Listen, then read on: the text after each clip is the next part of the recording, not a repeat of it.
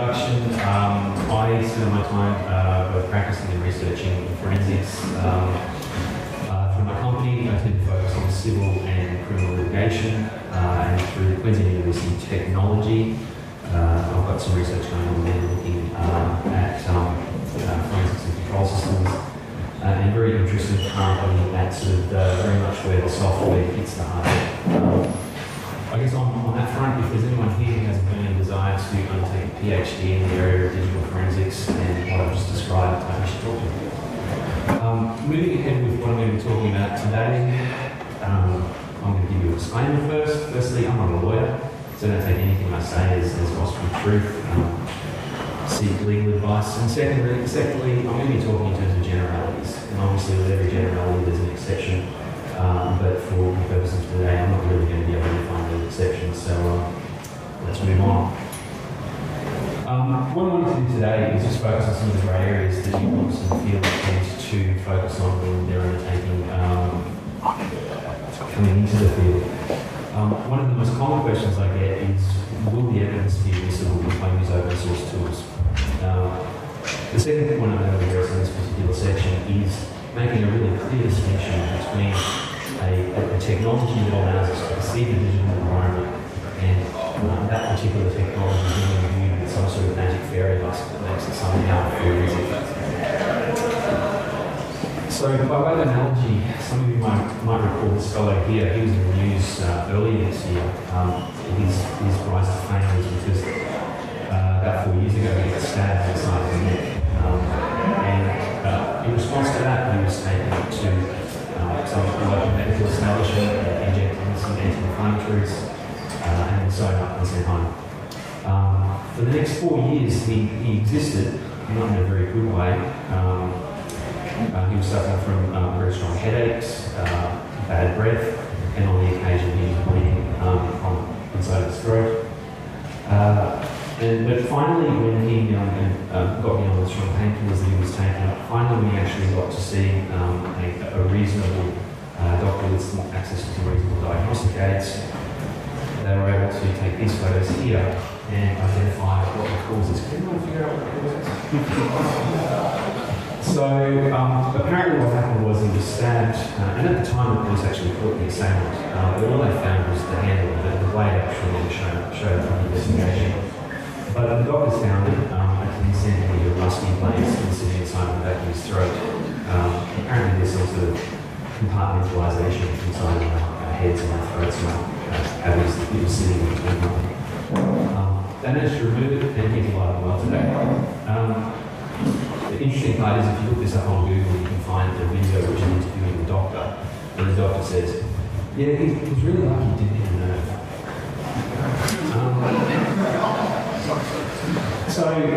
But I'm not talking about medicine today, I'm talking about what we use tools for in the digital environment.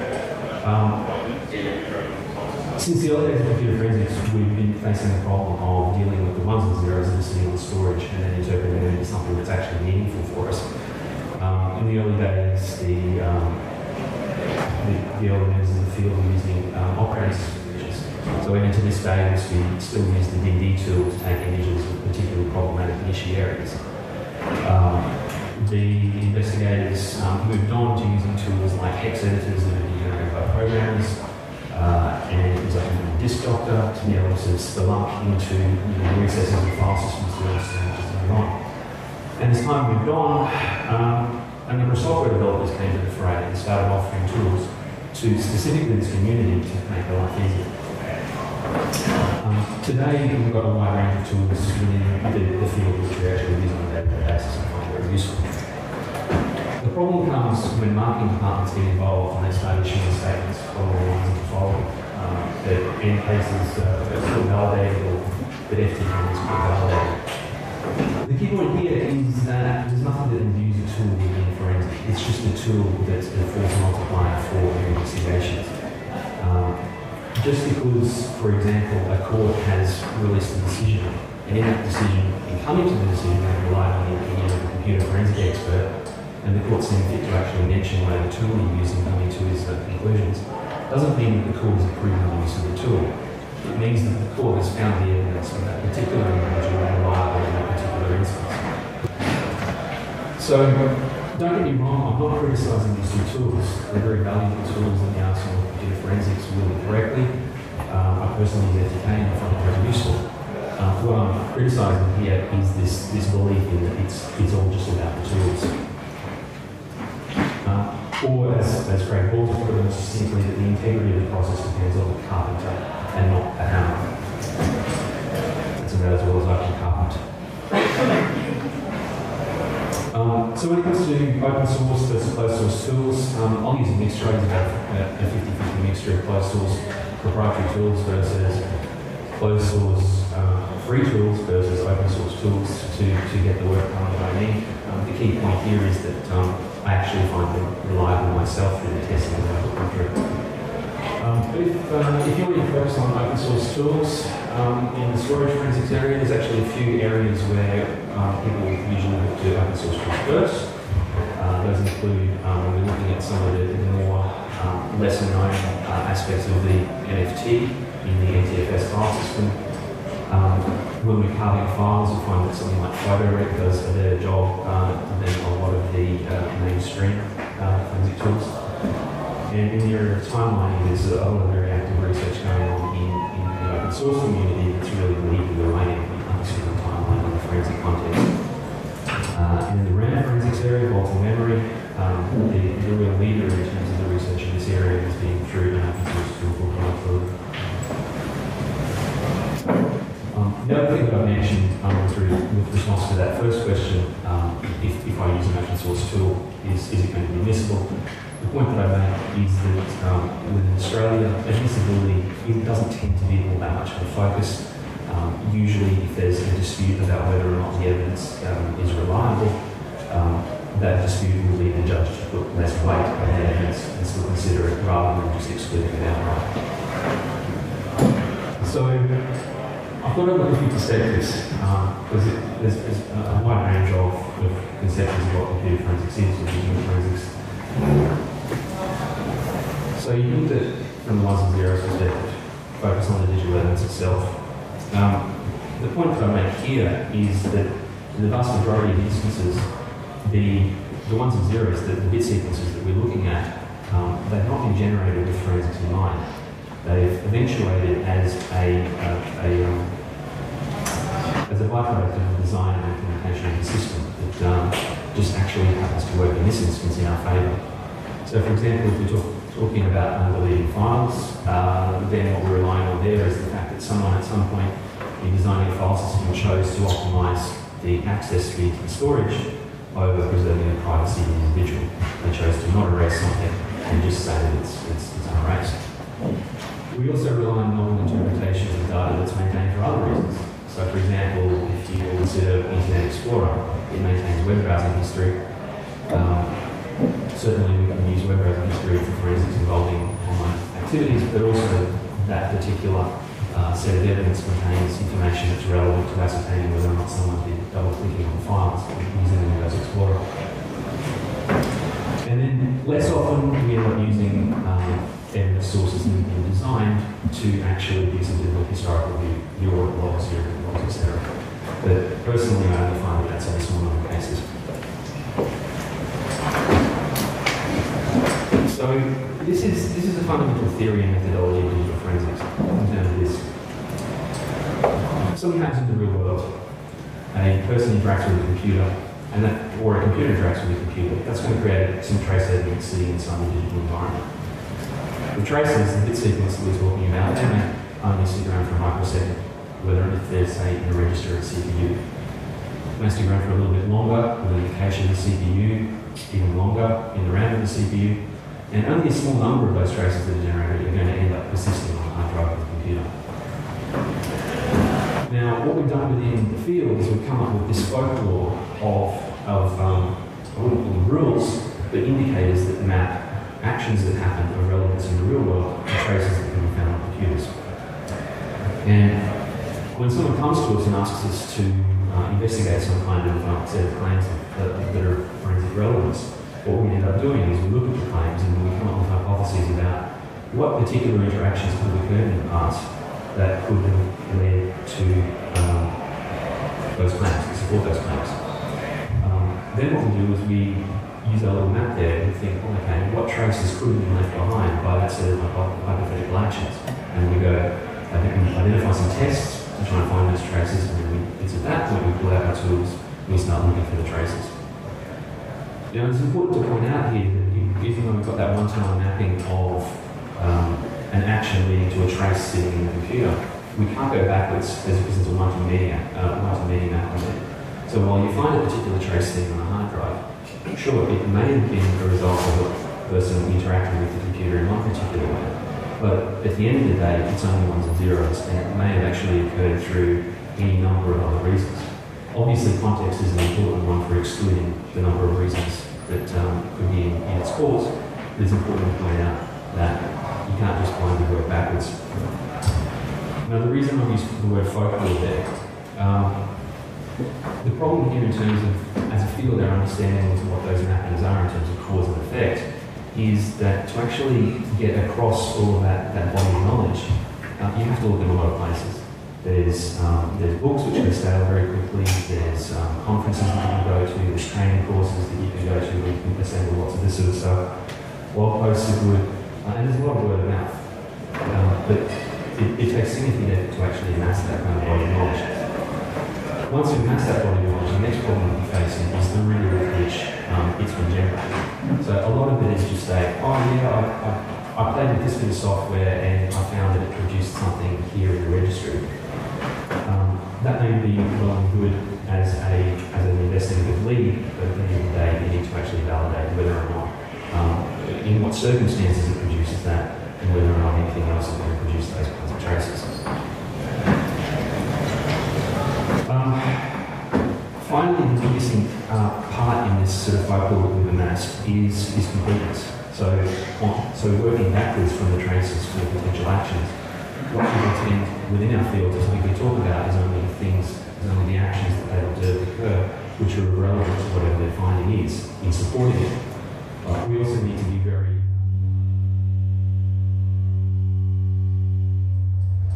really careful about starting to identify what the counterexamples are, the things that create the same traces, but through non-nefarious means.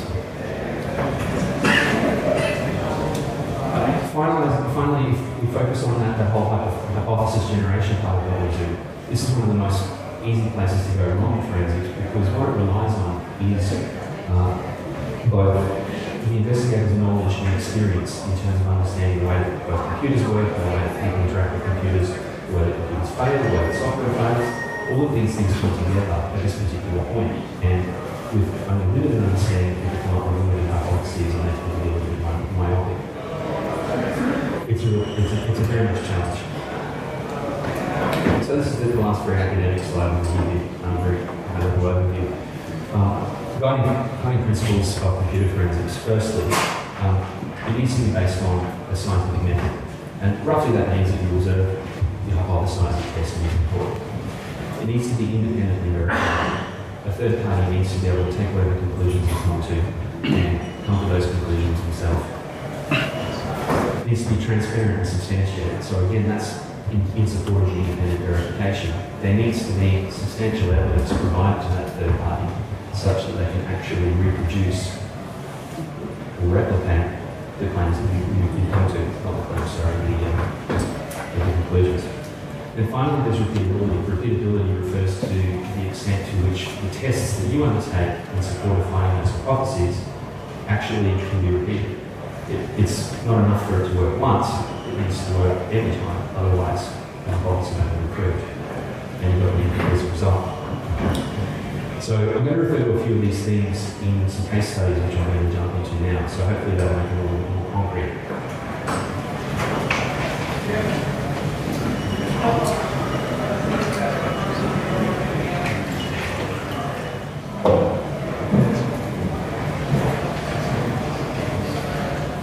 Okay, so this is the question that keeps me awake at night, and I think it should be the primary concern of any forensic analyst. How reliable are my conclusions? If you unpack that question, that really comes down to two questions, or two primary questions. Firstly, it's who's going to determine how reliable my conclusions are? So my point here is it's not just important that I think I'm reliable. I need to be able to convince someone else that it's reliable? And secondly, what is the harm going to be if I get it wrong? So, if you put those two questions in context, let's say you're an incident responder and you come to computer forensics because you've realised that over the last 10 years, the techniques that you've been applying are no longer relevant. So, for example, at the beginning of the 2000s, sysinternals tools were a really excellent way of identifying what malware was sitting on the system and being able to find it, eliminate it, and get rid of it. But in the last few years, who's had very good luck using sysinternals? No one's come from the debate. Kernel level rootkits have made sysinternals as a way of identifying malware a very limited, of very limited use. So the work that's been going on in computer forensics for the last 20 or so years, people are finding that that's really useful in that particular area because at the end of the day, they're able to rely on it because it's based on actual evidence that's collected at the very lowest levels of the system and it's independently reproducible.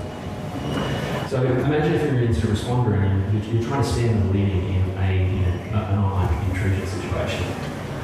You might be searching for some malware and you're using forensic techniques and using some tools to try and identify what the malware is. At the end of the day, it's probably going to be you who's the person who actually determines whether or not you think it's reliable. Your boss, at the end of the day, may ask you, what was the cause, and you'll probably tell him what you came up with, and his eyes will glaze over, and he'll say, thanks for fixing it. You get it wrong, then what happens? Well, you continue to be in the middle of an incident situation, and you just try again, and you fix it up. What if though you are a member of a team and you're trying to find an amputee in your global network of computers? You don't know if there is one, you don't know if there's not one, but you apply some forensic techniques to try and identify it. Who's going to be reviewing your work to determine whether or not it's reliable? Again, it's probably going to be your boss. It may be a third-party set of consultants that are brought in if you don't find anything. But at the end of the day here, the only real impact of if you get it wrong, i.e. you don't find the amputee is going to be that your business continues to lose information without actually knowing it. In that particular situation, there's a fair argument to say that in terms of attributing the harm, that you're not going to be able to attribute it to the author of the amputee, and internally, it's probably not going to be sitting on your shoulders because you're only one member of a large security undertaking that has failed as well. The controls have failed as well. So really, in that environment, computer forensics means such a situation awareness. Okay, what about if you're in the middle of an internal investigation scenario in the business? Your boss comes to you and says, look, I'm a bit concerned about Jerry over there. I think he's been doing something untoward on his computer. And you go, okay, I'll hop to it. The difference here is, well, in the first instance, the person who's going to evaluate the reliability of what you come up with is your boss. And based on what you come up with, your boss actually may take action. And you may fire Jerry over here. Moving to the second question, which is, what's the risk or what's the harm if I get it wrong? Well, here's where things get interesting. Because if you get it wrong, you just had your mate Jerry over here fired. He's lost his income, he's suffered reputational harm. It's at this point that he starts to not really like things, and he starts going to lawyers and starts getting into the realm of litigation. And so when it gets to litigation, there's only one person who determines whether or not what you're doing is reliable. And it's not you or it's not me, it's the smartest person in the room in the court, and that's the judge. Now the judge's primary concern is, at the end of the day, are your opinions reliable? But he can't actually tell if your opinions are reliable because he's probably got no knowledge about computers at all. So he's going to look at a whole host of other factors rather than actually trying to step through the minutiae of the argument that you come to me with. What our concern should be, what I think our primary concerns should be, are our methods reliable and our experience and knowledge reliable. So here's a case study. Some of you will probably nod your head when you see this case. It's quite recent. It's a United States criminal matter.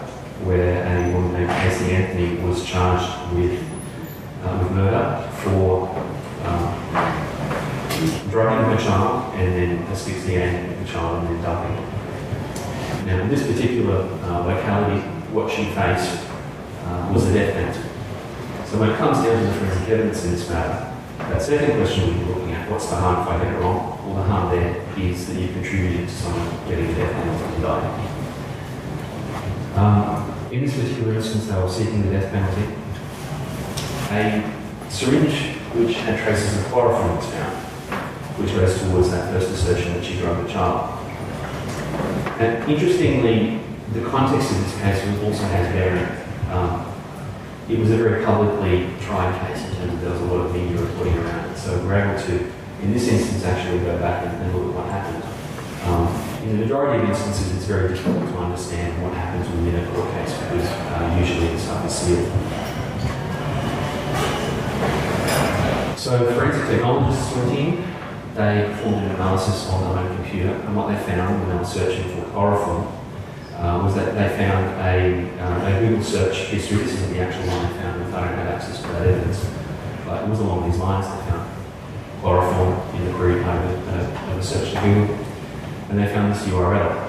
Now, if you go to this URL today, it's shut down. But if you go back to the Wayback Machine, what you find is this particular web page, which appears to indicate that it's related to the manufacture of chloroform. One side note I point here is, in terms of the reliability of Wayback Machine, is that it only actually archives HTML. It doesn't archive images. So the images that you're seeing there are images of a couple of days ago. So be careful about the reliability of generating things from Wayback Machine. But the text is generally considered reliable. So what happened after that was the web browsing records that they found those two URLs in, were actually carved out of the unallocated space of the hard drive of my computer. So that was stuff that had been deleted, and there was no longer any, as I'm to understand, there was no longer any file system data associated with it. So they carved that out. It was related. It was a Firefox 2 variant web browser history, and this fellow here makes a piece of software called Cacheback, which is one of the two primary bits of software which tend to be employed by forensic analysts when they're looking at web browsing histories. He was teaching a course to some analysts from the particular county or course that related to the previous department was prosecuting the case. And they mentioned to him during the training that neither the other tool, which was net analysis, or Cacheback could actually pass that file and give them any more information on the URLs that are after. It's at this point that he rose to the challenge and apparently worked very long hours, something like until 3 a.m. in the morning, to get his software to a point where he believed that he was able to actually correctly pass the records that they dug out of the computer. Now, if you ask anyone that hangs around bars a lot, many of them will tell you that not many good decisions are made at 3 a.m. in the morning. And unfortunately, it didn't work out well for this expert. Later on, a year or so down the line, it came out during the cross-examination of the computer expert who was being investigated. The tool, Cacheback, produced this report. And in the report, there were 8,571 records, and there were 84 visits to the chloroform page. Now, that 84 is very important to the argument that there was premeditation in terms of the argument of drugging. But it's only at this point that the toolmaker who made the Cacheback tool became aware that the police examiner had used another tool on the same bit of evidence, net analysis, which I mentioned before. And they used that actually before they had the class video. And what they've gotten there is they've gotten almost 300 records more out of the file that they've been looking at. And that particular tool said that there was only one visit to the chloroform page. Interestingly as well, it identified a URL that was related to the visits to MySpace. And that tool interpreted the 84 visits to be related to the MySpace. So the caseback guy went back to the examiner and said, well, you didn't tell me about these two conflicting results here. What did you do to address this incongruity? And apparently that's the response of the examiner. That what he ended up doing was visually inspecting the binary data, and he ended up finding the chloroform URL and then seeing the number 4 nearby, assuming that was right. So in essence, he chose to believe the caseback report over an analysis report based on an assumption. So what's wrong with this? Well, firstly, under the scientific method, if we're undertaking tests, in this particular situation, the hypothesis is someone visited the chloroform URL 84 times. That's the hypothesis. We need to design tests to find traces related to that, and we undertake those tests. In this case, he undertook 2 tests, one with an analysis, one with cashback, and he got 2 conflicting results. Now, when you get conflicting results, and in fact, when you get a negative result, it invalidates the positive result. So you need to go back to the drawing board and figure out what is wrong with your hypothesis, what's wrong with your testing. Apparently he didn't report the negative result and just ran with the positive one that supported the prosecution. The principle of transparency, the results of the negative test should have been communicated. Finally, in terms of producing opinions to the court, it's important that everything you rely on, your reasoning, underlying facts, and assumptions are actually communicated so that that third party can actually evaluate. In this case, those assumptions were declared. Finally, in terms of good practice, if you're dealing with a bit of digital evidence that's central to your forensic findings, it's not enough to roll out tools. You need to go in and actually understand the file format and check on it at the very lowest level, at the higher level. So what could have been done here in terms of that? So the way that I tried to replicate this particular hypothesis was I took a VMware instance, I downloaded Firefox 2, installed it, and then ran it, did a search for chloroform, and then visited MySpace a couple of times. Very broad brush overview. I'll give you a view of the more browser history file here. That's the header of the file. This bit here basically defines what the columns are in the database that it uses to store web browser records. And the only 2 ones here that we're really interested in for what we're talking about today is the URL that was visited and the visit count.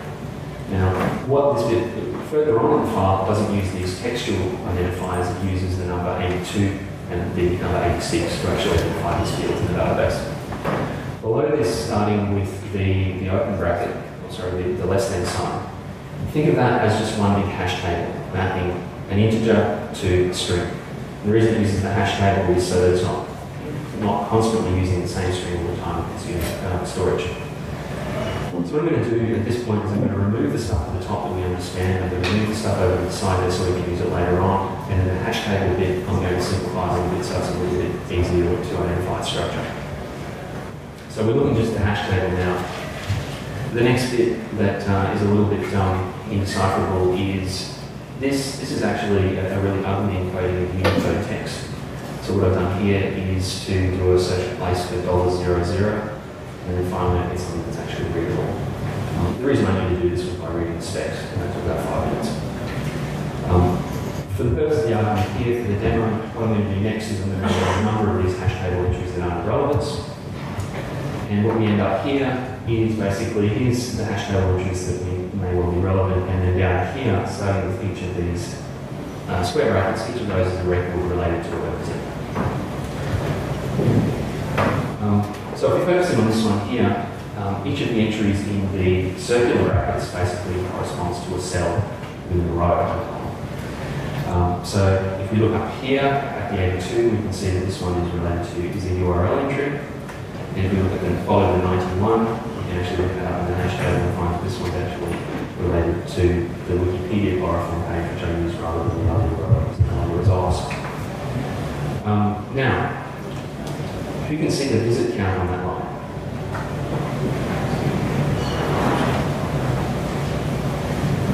Lots of shaking hands, because there's not. There is one on the next line, and the value of that is 2. The key problem here, which the developer, when he was made aware of the error in his tool and the fact that he had not been appraised of all the information, what he identified very quickly was it was a simple passing error in his tool. He wasn't aware of the particular file format idiosyncrasy, which was when a web browser record is stored in this file. If it's the first time that he visited the page, it doesn't bother to store the count, it assumes that the count is 1. So it's in the third value.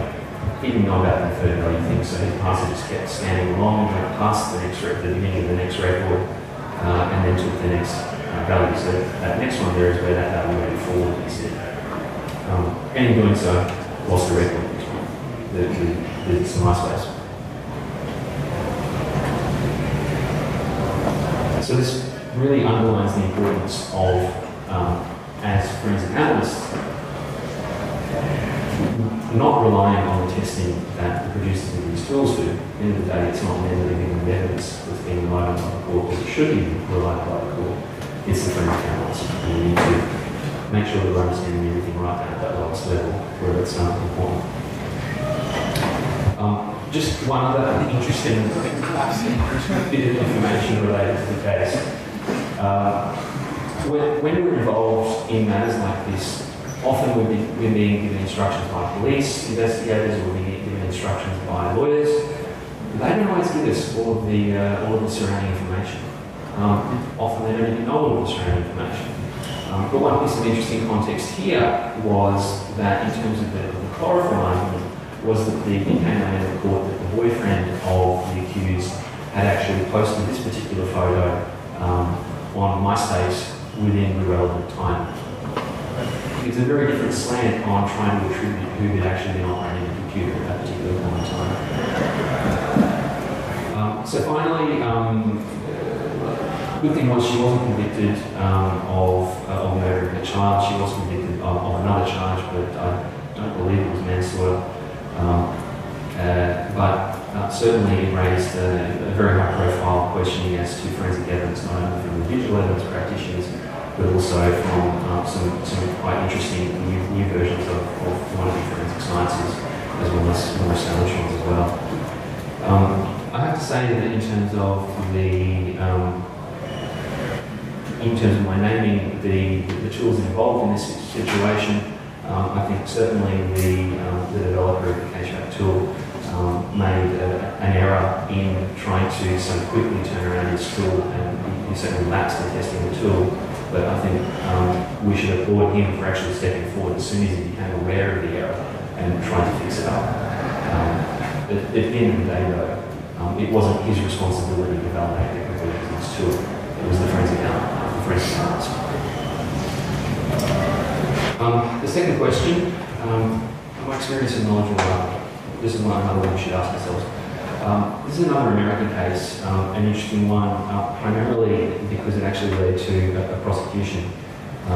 The short version of the story here is that a substitute teacher went to a school one day, when she walked into the class, a couple of kids were messing around with a computer that was in the front of the classroom. She shooed them away, got on with the day, and at some point when she was doing something on the computer, basically pornographic imagery was flashed up on the screen and shown to the entire class. The claims that she was prosecuted under was that basically she'd been surfing porn all day. Now the interesting point here is that this actually went to trial and she was convicted of it. The conviction was problematic.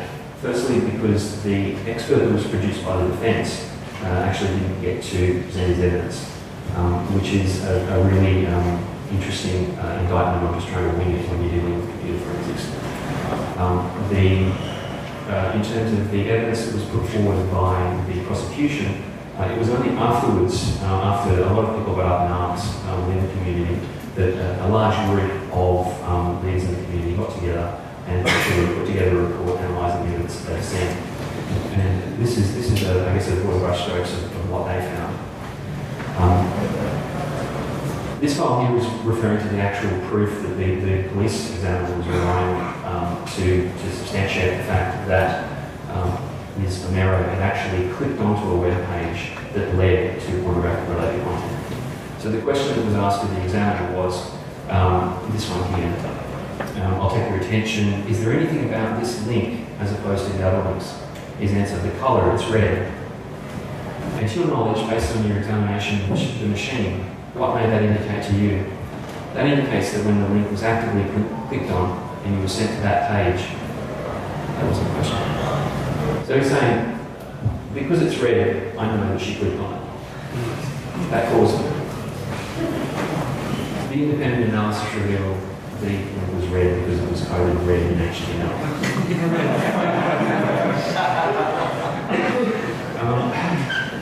So the problem here really comes down to the knowledge and the experience of the forensic examiner. He didn't know the depths of what he was dealing with enough, and he didn't dive down deep enough to actually confirm what those books were. The IT admin of the school was produced to counter any arguments that the popping up of these pictures was caused by malware in some way. So he was asked, what he said in reference to malware was, yeah, we had antivirus updates, Inoculate IT was updated. Well, I want to say weekly. I'll let you read that. The point that you should be noticing here is that it's quite wishy-washy. And then an independent analysis identified that it was trial antivirus software, it was unlicensed, it was expired, and it was 3 months out of date.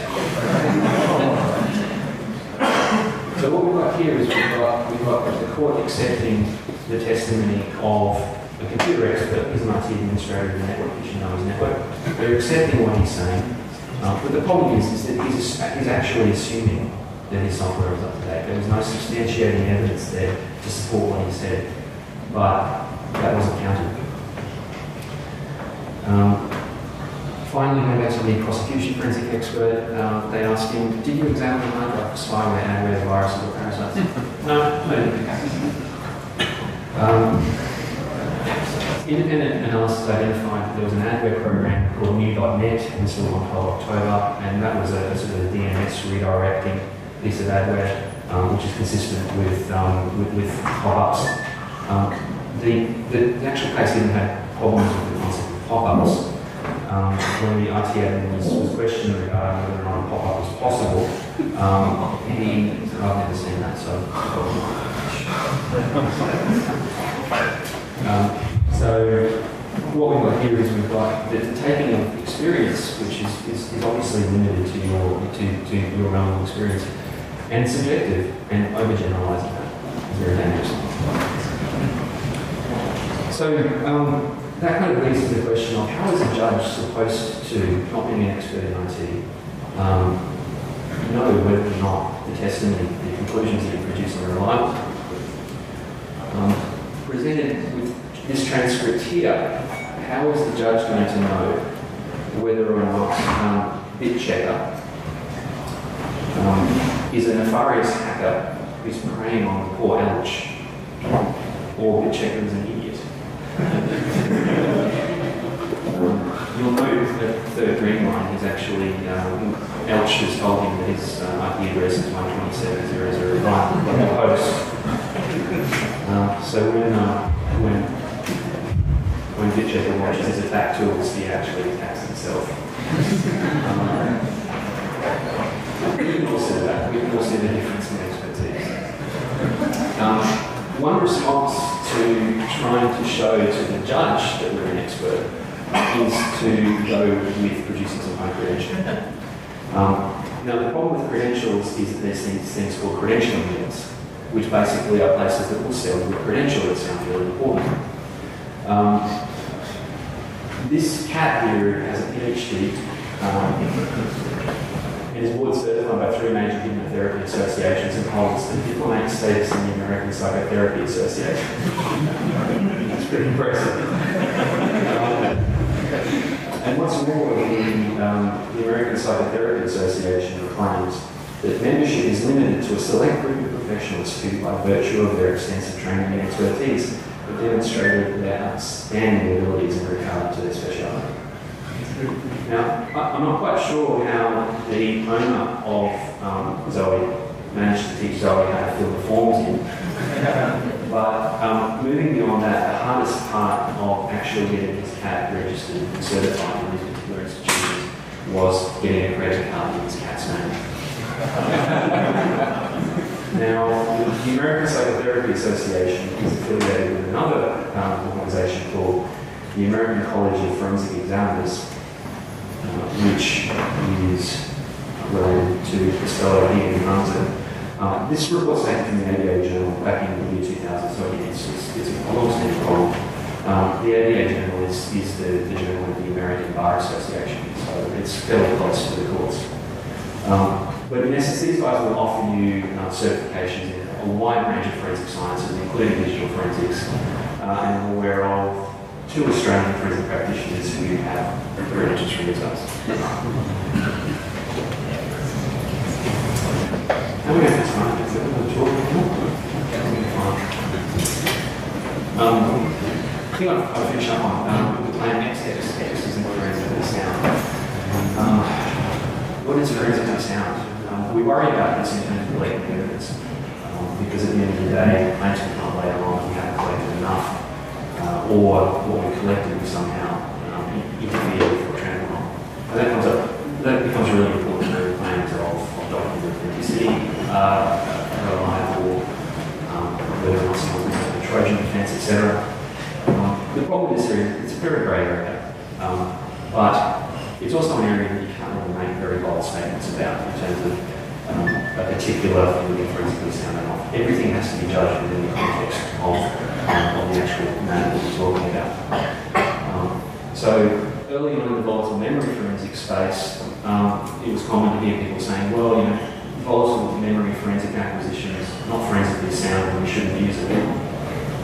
So the implied argument there is it's better to not have a source of evidence than have a source of evidence with a portion of it that's unknown. Phone acquisition is an equal problematic area in that to get evidence from mobile phones in a way that's efficient,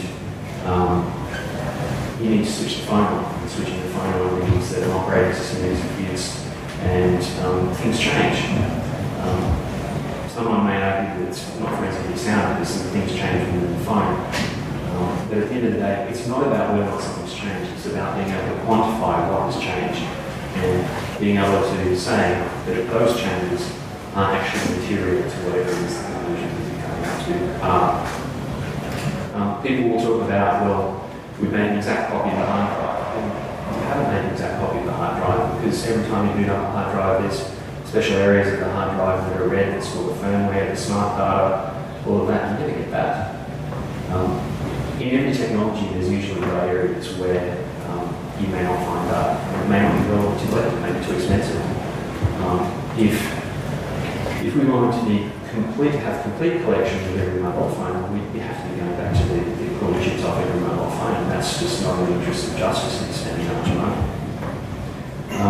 Finally, there's been some interest lately in terms of speculation that TRIN is going to, it's the unallocation of the recycled and the USSDs, that's going to be a huge problem for computer forensics because in terms of unallocated space, it may lead to instability in that. Again, we can only get out of these devices what we can get. We need to work with the technology we've got at hand, but we need to make sure that in terms of when you're trying to acquire evidence, we get as much as we can in terms of the relevance of the matter that we do. So, in conclusion, how do we actually move this forward? I've given a lot of, challenges that we've got. The first one I'd say is in terms of the body of knowledge, that mapping of actions to traces. As a field, we really need to start communicating better. And firstly, getting all of that together into one place and agreeing on what is the necessary body of knowledge in terms of that to actually effectively come up with reliable results. Secondly, we need to make sure that we validate all of those types of conclusions and have them independently verified. To do that, we need to adopt the process in science, which is basically publishing findings and having our peers review them in the full glaring light of publication. The key point here is that someone may argue in opposition to that, yes, well, you've had the opportunity to claim or to evaluate the evidence in the court of law. The problem is we're going over and over and over the same sets of validations every time we go to court, and it's just not efficient. Finally, I'd say we need to adopt an extremely rigorous adherence to scientific method and principles. And at least within the computer science field, that's not a common process.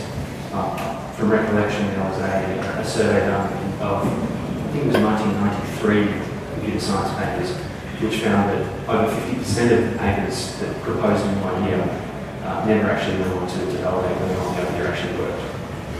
So there's not a culture within our field of actually trying to apply science to these particular things, but it's something we need to move towards. And the final thing I'm saying is we just can't trust tools blindly. They're just a tool, they're just a perception device. So thank you. Anyone got any questions, comments? Yes? Just being to your last point, firstly, what sort of testing and what level of testing you do for a new tool before you will have used in the case? It's less a matter of testing a new tool, it's more a matter of considering for the particular case that you're involved in or the particular claims that you're dealing with, what tests you can undertake specifically for that. So for example, going back to the web browser one, that was in my example of how I would have tested the conclusions of that tool. But largely it comes down to coming up with some kind of mental model for how the originating application that created the trace works, and then coming up with a set of theories for how that works and validating whether or not the tool that you're using actually interprets those things correctly. And it's not a trivial thing. And in terms of the research that's been done in the field, it's still very much something that needs to be there needs to be an open dialogue on how to do that. Yes. Are you aware of any tools that actually prompt the user to do independent analysis, or do they typically rely on the examiner to make that step themselves?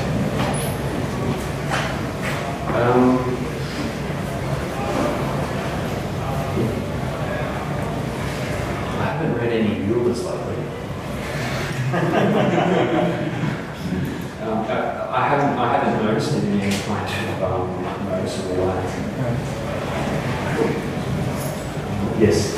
How often is computer learning, visual learning evidence actually contested, or is it generally just one side that evidence that is accepted by the other? The question was, how often is forensic evidence contested in court? To my experience, very rarely. Police people here, how often do you end up in court? End up in court? 6 times a year. 6 times a year. So 6 work days, that pays over an entire year. And how often is it contested? Sorry? A couple. A couple. Nick? Not often enough, but yeah, but occasionally. And you see some amazing stuff getting reported. I've seen expert reports on it, where probably around experts putting things in your head and you go, this is just completely wrong. And fundamental things that the case is based on. So it's not only having them tested in court. It really comes down to working with the lawyers. I think make the first step and say, hang on, we're just going to verify this, let's get something to test it, and then the details which it's tested, you do see some correct. Yeah, I see quite a bit as well. So one of the interesting things is it does tend to get contested. It gets contested on very small and stupid points, and not on things that are actually of real sort of interest. And it's mainly the lawyers that are actually driving that, because they basically just want to try to defeat the other side by getting them to spend as much on their research as possible. But yeah, it's as Nick said, it's not enough. Legal damage should come in. Further questions? Yes. It's computers have huge hard disks these days, and it's not practical to really anticipate every potential argument and examine the artifacts around those potential arguments that may arise in court. And often, in these versions, when asked questions about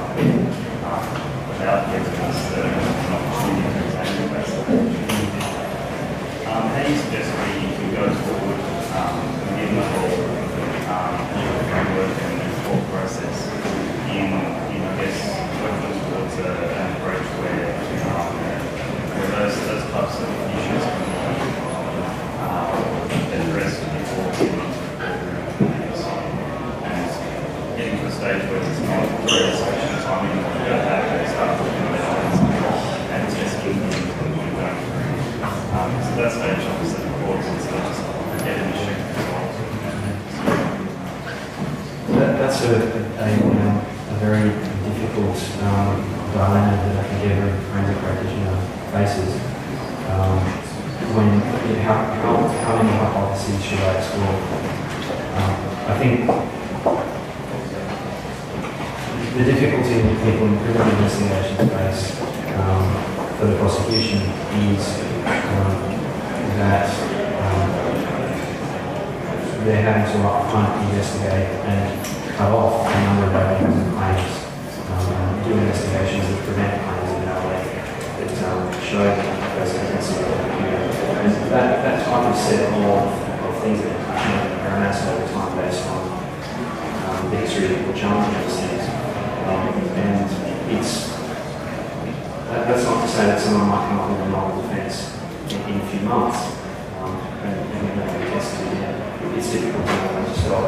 The key point though is that when you have a particular finding that's particularly focused on a single bit of evidence, you need to find corroborating bits of evidence that support it. Because just one piece of evidence that's consistent with one version of events could be consistent with any number of other versions of events. So you haven't really gotten that far. But if you can find more and more independently produced traces that are produced by different subsystems, or machines that are touched by the person, etc., it all goes to strengthen the hypothesis that you're looking at. Furthermore, the strength of the hypothesis, kind of one that's enough, is very much dependent upon the extent to which you try to falsify the hypothesis. So it's not just about taking the claim and saying the person next to lie and then finding something consistent with it. It's about taking the claim and then making hypotheses based on the person as a individual lie and trying to eliminate those from the body of evidence. Right. Well,